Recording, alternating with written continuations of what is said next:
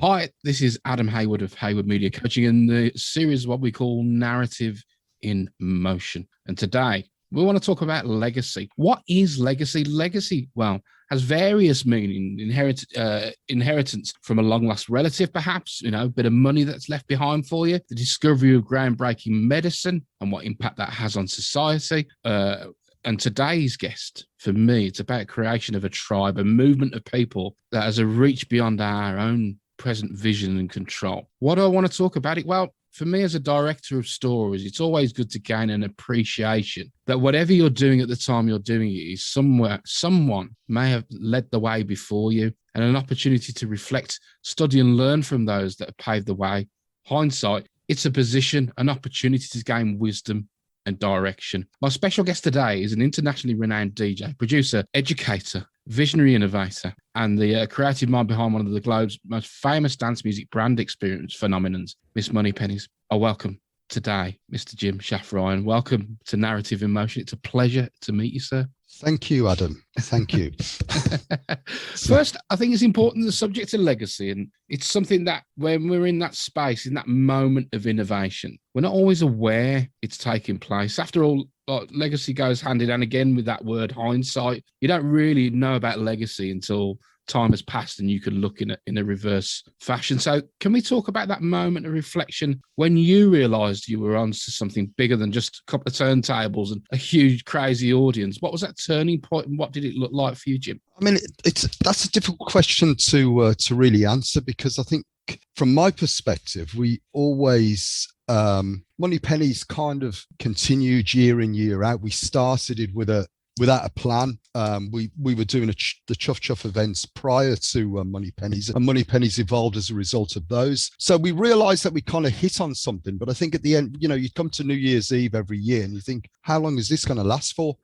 And you never really saw while you were in the middle of it that there was a potential legacy that you were leaving. And yes, there was countless gigs all over the world, countless Chuff Chuff one-offs. You'd get the back patting by various people and saying how brilliant it was. It was the best party they'd ever been to, blah, blah, blah, blah. And you can't, I always found it quite hard to really take it seriously. But I suppose when you kind of stepped out of it a little bit and, you're considering a legacy to a certain extent, because maybe you're trying to hold on to it. Maybe you're looking to maintain it in some way. You start thinking about what did we do? I mean, I kind of sometimes talk to people and I'll talk about it from the point of view of data, for example, and I will say that we did a Miss Moneypenny's night alone in Birmingham every Saturday night from 1993 to 2006.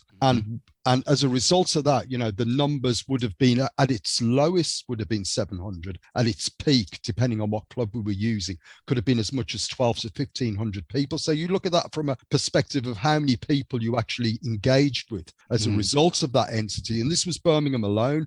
You kind of think, gosh, we did touch the hearts of lots and lots and lots of people, and like I said, we ended up a couple of years later, we were touring and we were probably doing two or three tour gigs on a Saturday night. There could have been more in a week. Yeah. Obviously the Ibiza situation, where we were doing it, I think every season from 1995 up to 2010. And then alongside that, there was Tenerife, Mallorca, Cyprus, and then obviously the international stuff where we were hitting the globe and pretty much did every corner of the world. And at the time you kind of think, well, it was my job essentially. Yeah.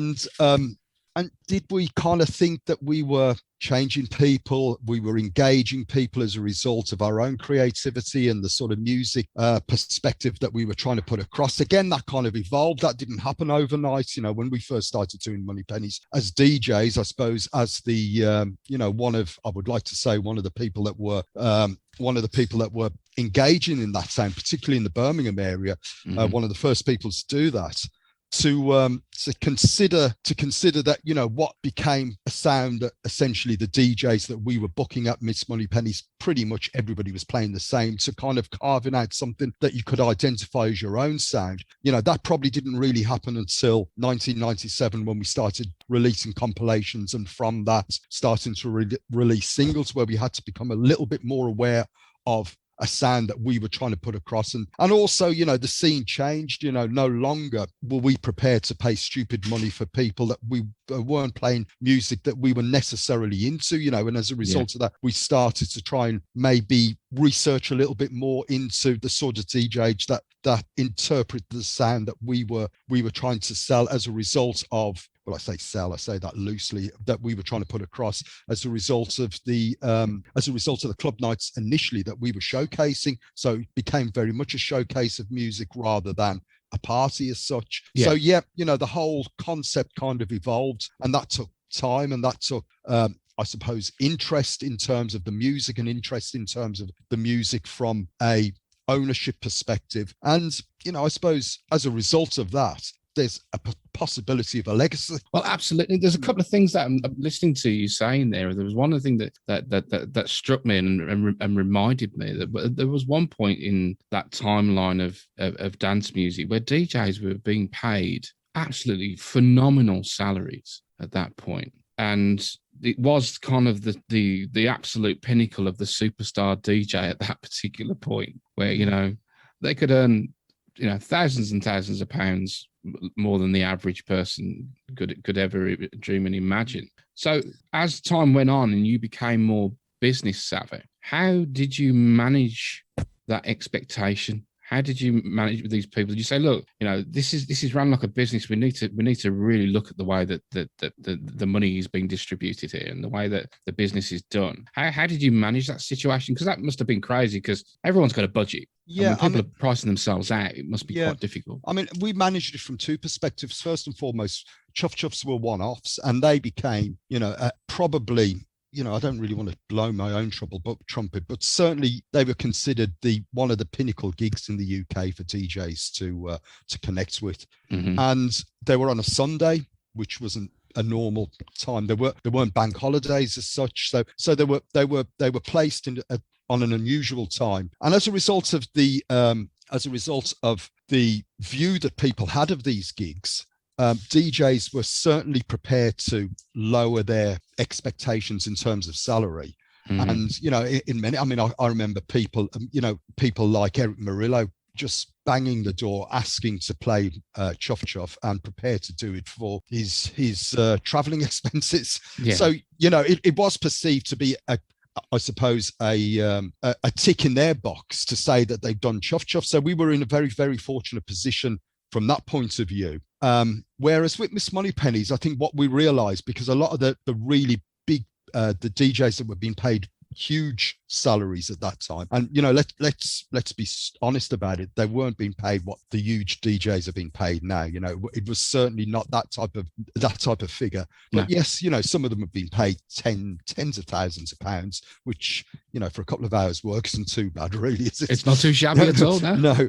So you know, with Miss Moneypenny's, as I said, you know, what we realized was that we got to a point where we became of interest to the record companies. And as a result of that, we kind of decided, well, I don't know whether it was a decision or something that we kind of evolved into, that we needed ownership of a sound. And the DJs then that kind of became regulars at the club, because we always had very strong resident DJs that played for us. Mm-hmm. We would consider the sound that they were playing, and quite often, you know, for a while, particularly, you know, sort of the mid 90s, 97, you know, the house sound was no longer the big sound. You know, it was trance and it was hard house. Those were the sounds that people were really sort of the big clubs, the Gate Crashers and the God's Kitchens, the ones that were probably pulling in, you know, 2,000-3,000 people. Those were the DJs that they were essentially booking. Whereas, you know, we wanted to still have, I suppose, for want of a better expression, a cool sound. We didn't want to follow that track because we weren't really interested in. We were probably a little bit older, and you know, the soundtrack that we were interested in was certainly far more I suppose, again, for want of a better expression, a cooler house sound. People were dancing to it rather than running on the spot. Yeah. So a bigger groove. Yeah, absolutely. And defected records weren't around at that time. But the Americans tended to come in quite expensive, so we would kind of every now and again we would drop an American in the club, and we played. Morales played for us, Frankie Knuckles played for us, Lord G, Murillo, all the big American jocks did play for us, but it wasn't a regular.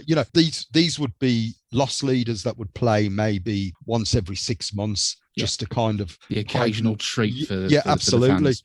But we played people like Dimitri from Paris, Cassius, people of that nature that were coming through. I was in a great position because I was DJing and a reasonable profile myself, and I was getting sent records at a very early stage. So you'd pick up Pete Heller's Big Love maybe a year in advance. You'd pick up Lola's Theme a year and a half in advance. Mid to late 90s there, aren't we? Late 90s, Lola's Theme probably early 2000s. This was our sound. This was the sort of sound that we were becoming associated with, and as a result of that, I suppose it was an A&R job in many respects. You'd recognize that this is going to be a big record. I want these guys to play for the club, and you'd book them as a result of listening to the record. For example, the Shapeshifters, I heard that track as a result of a white label the week it was number, and I booked them probably, I don't know, maybe 6-8 months in advance. The week that track was number one in the charts, they played Moneypennies. So it was, and you were ahead of the curve at that point.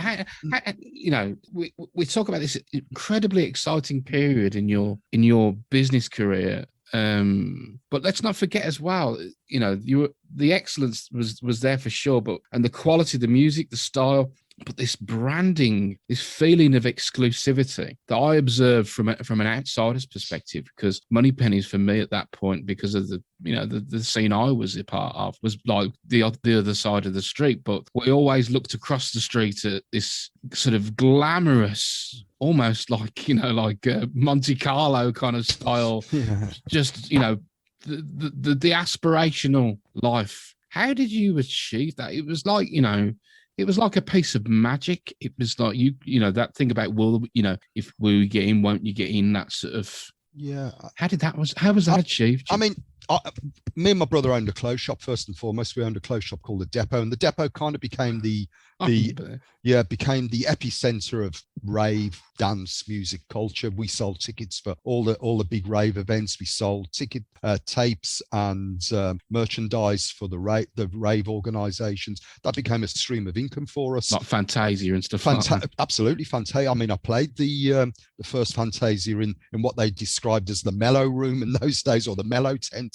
So we were very much part of that because of the fact that we were selling merchandise and tickets. And that, I suppose, became an influence because we saw what was going on in these, and we wanted to dissociate ourselves to a certain extent from the scale, the music that was, I suppose, that they were profiling. Their premier, DJs wasn't necessarily of interest to us. Appreciated what they were doing, but and also we were, we did Chuff Chuff, because Chuff Chuff was started before Moneypennies. We did Chuff Chuff when it was less defined as a one-off in a stately home or a country hotel. We did Chuff Chuff in Venus in Nottingham, and we did Chuff Chuff in the Milk Bar in London. So these clubs were kind of became, to a certain extent, role models for us. Venus was very much a market leader in the Balearic, I suppose, the fashionable scene to a certain extent.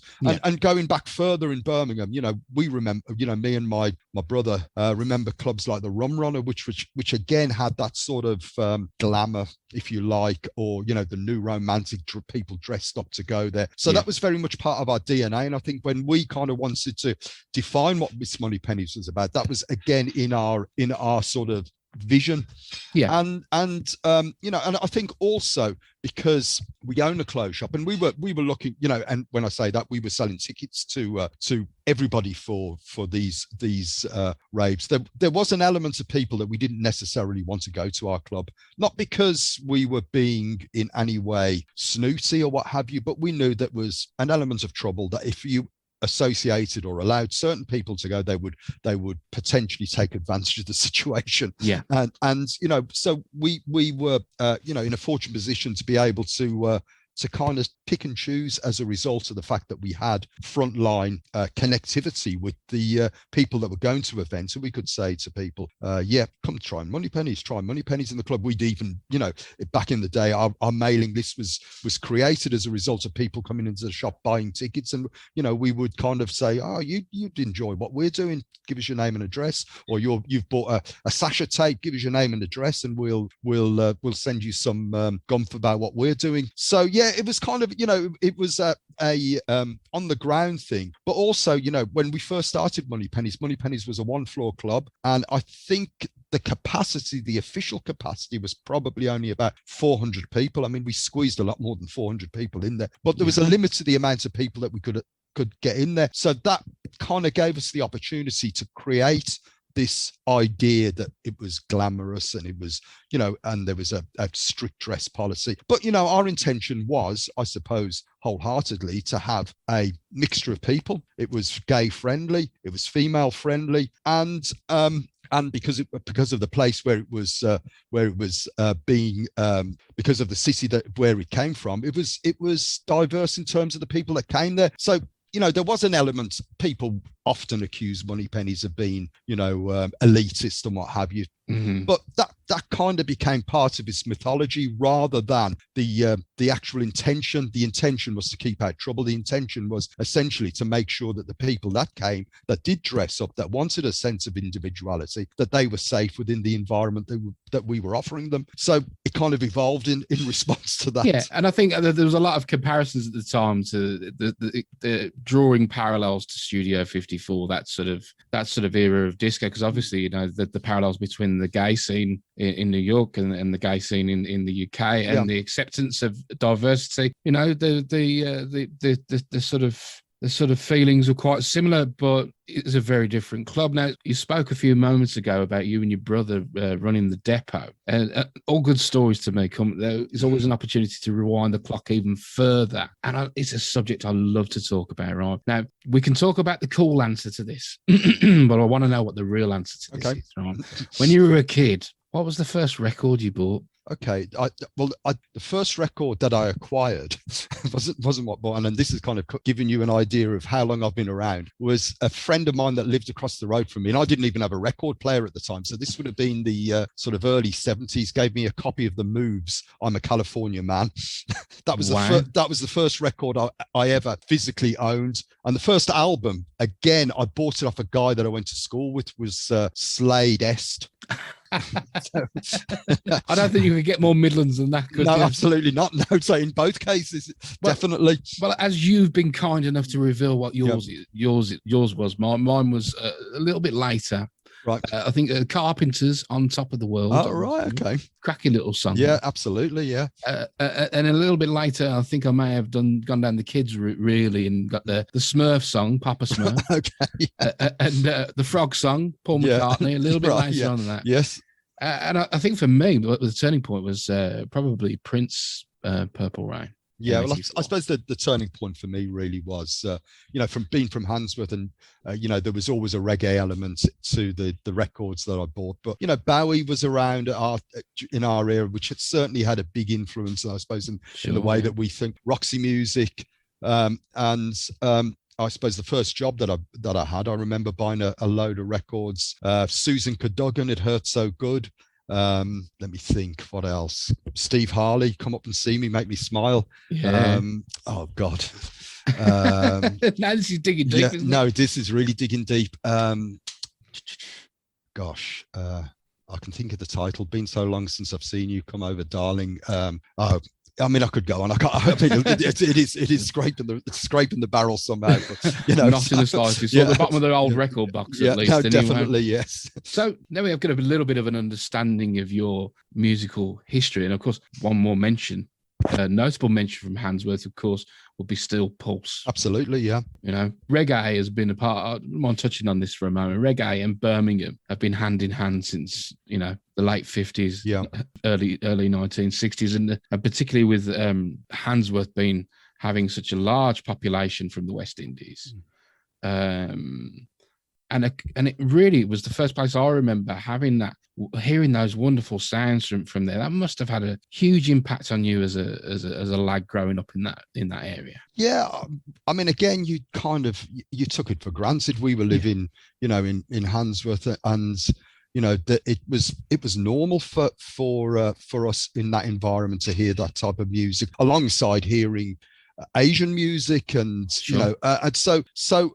I think again, as you got older, you realize that maybe a certain, particularly when I started DJing, you kind of realize that there was a certain groove as bass heavy music, maybe. So, those influences would certainly sort of manifest themselves as a result of the music that you played, particularly when you started becoming confident about the sort of sound that you were into and the groove that you were into. As I said, initially, when we first started doing Moneypennies, and even before that, it was just a collection of records that people were playing essentially. But as you became more proficient and more understanding of how you were wanting to put across the soundtrack that you were connected with, and how you kind of produce that as a DJ, there's always been kind of an essential connection with a groove that's been, I suppose, the main element, or at least one of the forefront elements of having been bass driven. And plus, when I was younger, I used to play the bass guitar as well. When I say that very loosely, but I did play. I picked up a bass guitar and I did strum it occasionally. Or when I say strum it, that's probably not quite the right phrase, but I did pick the strings. You had a go. Yeah, I did have a go. Yes, absolutely. Excellent. Yeah. So you've given me the honest answer about your records. Now let's hear the cool and again honest to be because it obviously had to start somewhere. This world of electronic music. Where did that begin for you? I know where mine was. Well, I kind of found myself when we first started doing gigs. We originally started the depot in a place called Mega Active, and we had in Mega Active they had I suppose it was very similar to Oasis in Birmingham, except it was possibly a little bit more cooler. Again, I don't like to use less that alternative, phrase. Less alternative. Yes, and the mission statements from Mega Active, or Hyperactive as it was originally called, was young designers they were trying to connect with, but obviously that didn't quite happen. And what they did end up having to fill their stores were people that were interested in fashion and looking for, I suppose it was the mid to late 80s, and people that possibly had a bit of an entrepreneurial feeling, and there was things like the enterprise allowance which allowed that to happen. So which was, I think, if I remember correctly, about £10 more than the dole. So enterprise allowance scheme. Good Lord, yes. I forgot all about that. Yeah. So we were part of the enterprise allowance scheme. I was working at Birmingham University at the time as a computer operator. My brother just finished uni, and he was always far more business orientated than I am, but I had a sort of an interest in fashion, and we kind of put those two connections together. And I remember phoning I just saw something in the Evening Mail. Are you interested in opening a stall? Have you got an interest in fashion in Birmingham? And I phoned them up. 6 months later, they phoned me back and said, are we still interested? And we kind of thought, let's do this. And found a menswear magazine in one of the clothes manufacturers in Birmingham, which wasn't the sort of thing that we were looking for, which gave us pointers to people that were creating or manufacturing clothes in London at the time and Manchester. So we just sought and researched and got a little bit of a collection together, and started our shop as a result of that. At this particular point, though, I'd like to ask this question. Yep. Having such a rich history with this thing with your obviously your brother is a huge part of your legacy as a DJ, as a business owner, and not the funny thing, but the interesting thing that I'm hearing throughout this conversation is this continual drive for innovation, to continue to create, to take challenging situations and to be what is described by Dr. Stephen Chandler as owners and victims. Okay. Two different types of people. Now, a victim will be faced with something like, we're going to close your shop because we need to knock this building down with And a victim will respond to that with, "Oh, why is this always got to happen to me? What am I going to do? Oh, no, I don't know if I can be bothered to do this anymore." What? Now, an owner, which you do definitely come under that category of, will look at a situation and go, "Okay, it's not good at this present moment, but the future is not yet determined. So let's look at it and see what I can take from this situation. What can I learn from this and move forward?" And on reflection with that and reflecting on your legacy, which is the subject of today's talk, what now? What are your current drives? What gets you up in the morning, and what vision have you got going forward? Because you don't seem like a guy who's ever going to stop.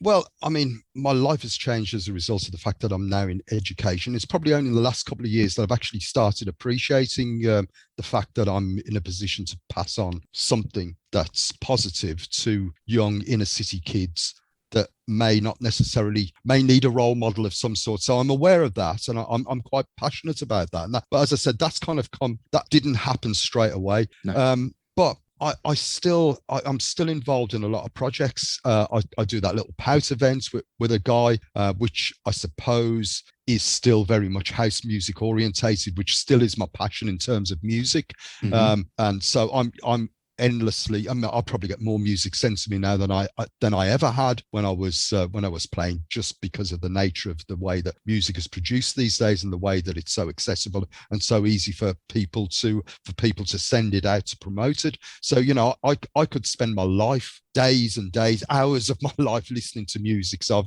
got to be fairly disciplined in the sense that I've got to stop myself from listening to music. Yeah. I think I did a big show a couple of years ago at Symphony Hall, which was a Miss Moneypenny's prom.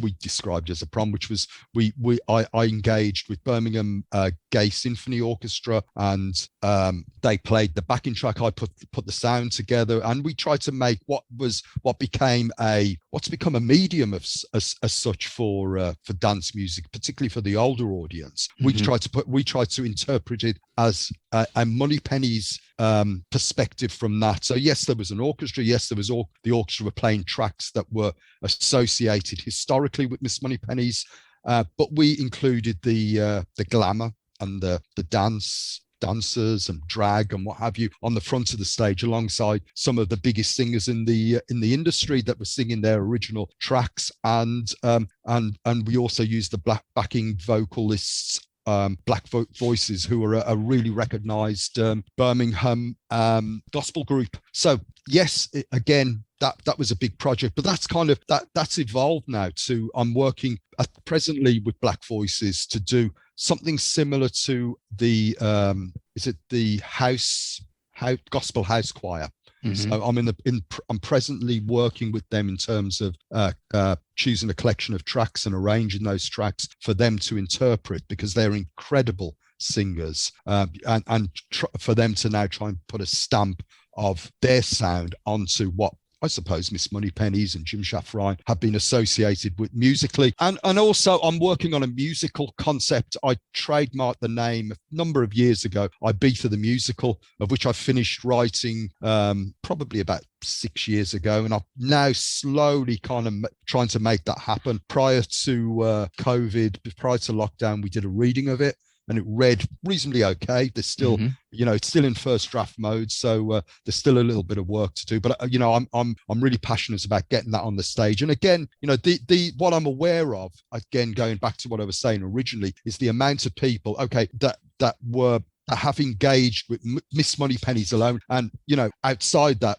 engaged with dance music. When in the early 90s up until probably 2000, people like myself, who weren't necessarily the highest profile DJs, but even we were on the ladder, so to speak. We were doing 3-4 gigs a weekend, every weekend, going around the country. So what I was aware of is how big that scene was. And yes, Hacienda, Ministry, etc., Cream, who are doing their orchestra projects alongside us to a lesser extent. There's a huge audience that people want to relive those moments, but they want to relive those moments as a result of a different media, possibly alongside the Clockwork Oranges of this world, who are kind of doing the club classic DJs. Yeah. that era as well. So yeah, there's a huge audience out there that are wanting to reconnect or still connect with that incredible scene that came about during that time. That's amazing. It is absolutely amazing. I love the fact that you continue to create, to continue to collaborate in celebrating the diversity of this city of ours. Anywhere I travel in the world and they hear my accent, they go, "Oh, he's a Brummie." Yeah. Now, depending on which world I'm sat in at that particular moment, they'll either shout across Black Sabbath, or if they're inclined towards the dance music scene, they'll shout Moneypenny. Yeah. Yeah, and not forgetting the beat and Duran Duran and lots of other, creative entities that came out from a music point of view from Birmingham, which, I think, going back to the notion of legacy, I think that's one thing that does get under my skin a little bit, the fact that Birmingham can be overlooked so easily. Yeah. I do sort of see that, maybe it is our own making to a certain extent. You have a discussion with people and they say, "Oh, well, why is Birmingham not seen in the same light as Manchester?" To a certain extent, you kind of expect it of London or Liverpool for that matter. And, and they say, "Oh, because the city is so diverse, because there's so many different elements to Birmingham in terms of, you can't put your finger on what Birmingham is about musically." For example, people will say, "Oh, is it reggae? Is it heavy rock? Is it house music, etc., etc.?" But, to me, that is what the city, that's the positivity about the city, the fact that we are so many strands and we can bring those strands together to create something quite unique and quite interesting as a result of the mixing and matching and the connectivity. The city is still, in my view, probably one of the most open-minded cities that I've ever been to. We do celebrate people of all cultures, of all genders, of all sexualities, whatever, and people do mix and people do embrace that, and as I said, because I'm from Handsworth and brought up with that mindset, I think that is certainly something that we should be proud of. Absolutely resonates with me in that fact. I think that some of it's to do with when you ask a Brummie, "How are you?" They go, "Not bad." Yeah. Not bad. All right. Yeah, it could be worse. It could be worse. Yes. Although they say that we're quite sort of like a bit self-deprecating, a bit sort of like, "Oh, whatever." We're quite an easygoing city, in that respect. But Jim, before I let you go, and this is really for people to have some kind of takeaway if we're going to talk in terms of education and in terms of taking some of these nuggets. So if you could choose some 2, maybe 3 useful tips for people at the beginning of their journeys in the music industry, some of the lessons that you've learned, what would those be, do you think? I think, the music industry is not an easy industry, by any stretch of the imagination. I think going in there, going in there with, but don't allow that to prevent you from being creative. I think the number one thing, the one thing that you should hold on is that self-belief. If you've got something unique that you feel strongly about and passionately about, go for it. You will find somebody out there that will show interest and will allow that to blossom if you are truly interested in it. There's enough people that are out there looking to promote, to support young talent that may, because they may not necessarily think that they're singing off the right hymn sheet, because the mainstream puts such things about in such a way that maybe allows a little bit of insecurity because they don't hear the sort of music they're interested in on the radio or on YouTube or on Spotify. Don't allow that to stop you. If you've got something new and exciting, you could be the next big thing because of that very fact. Absolutely. Yeah. That's fascinating. Jim, thank you so much for joining us today. It's been not at all, Adam. It's been a pleasure.